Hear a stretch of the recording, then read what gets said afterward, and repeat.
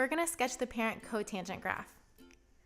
We're going to come up with the points based on the tangent because we know tangent is y over x, so cotangent is going to be x over y because they're reciprocals of each other.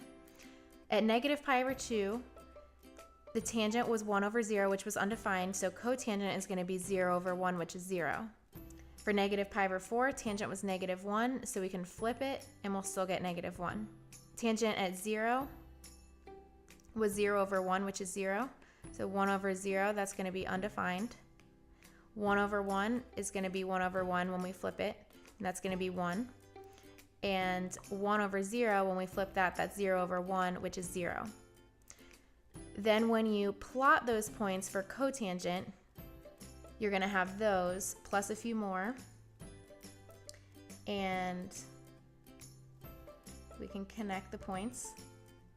And if I continue to go backwards, it's going to look like this. And we can keep going infinitely in the positive and negative direction.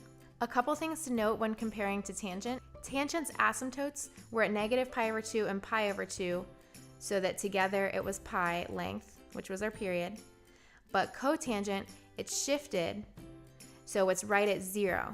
So that's actually going to be easier to graph when it comes to transformations. Also, tangent was increasing and cotangent is decreasing. So those are the two major differences between the tangent and cotangent graphs.